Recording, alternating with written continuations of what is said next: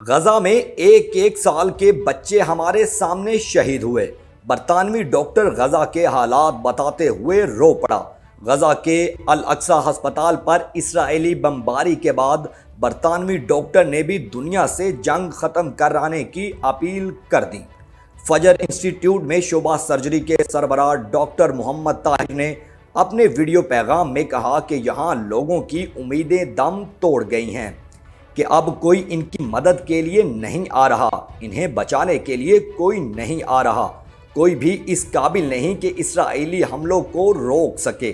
انہوں نے کہا کہ میں عالمی برادری سے التجا کرتا ہوں کہ کچھ کریں، یہاں جو ہو رہا ہے وہ ناقابل برداشت ہے۔ آپ ہسپتال پر حملہ نہیں کر سکتے۔ حملے کے وقت میں آپریشن تھیٹر میں تھا، پھر زخمیوں اور لاشوں کی بھرمار ہو گئی، جن میں خواتین، مرد اور یہاں تک کہ 1 سال کی عمر کے بچے بھی شامل تھے جو ہماری آنکھوں کے سامنے شہید ہو رہے تھے۔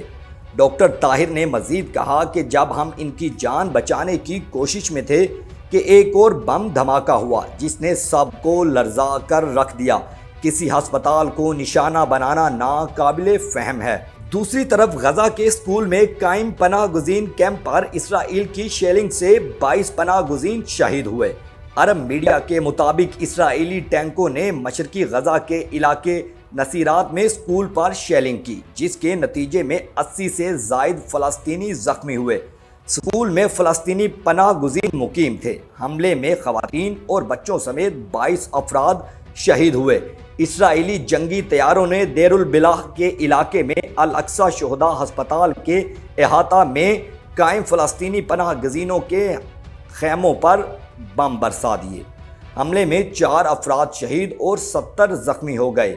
دوسری جانب اسرائیلی فورسز نے جنین میں نام نہاد سیکیورٹی آپریشن کے دوران 18 فلسطینیوں کو گرفتار کر لیا۔ اس سے قبل اسرائیلی فوج کی جانب سے غزہ کے جبالیہ کیمپ میں کئی مقامات کو بم لگا کر اڑا دیا گیا تھا۔ صہیونی فورسز نے ایک ہفتے میں 200 سے زیادہ فلسطینیوں کو شہید کر دیا ہے۔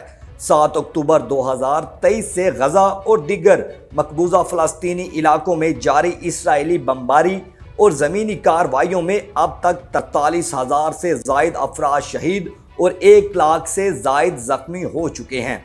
دوسری جانب اسرائیلی فوج نے تصدیق کی ہے کہ غزہ کے جنوبی علاقے میں حماس کے ساتھ دو بدو جھڑپ میں ان کا ایک اہلکار ہلاک ہو گیا۔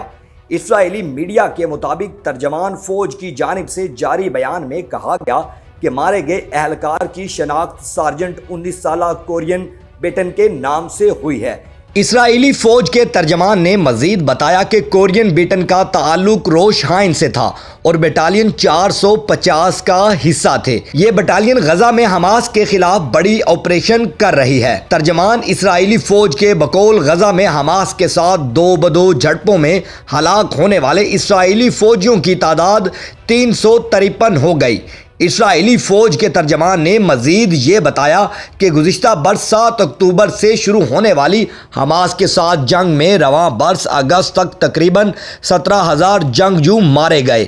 دوسری جانب فلسطین اتھارٹی کی وزارت صحت کا کہنا ہے کہ 7 اکتوبر 2023 سے جاری اسرائیلی حملوں میں شہید ہونے والے فلسطینیوں کی تعداد 42,000 سے تجاوز کر گئی، جبکہ زخمیوں کی تعداد 98,000 کے لگ بھگ ہے۔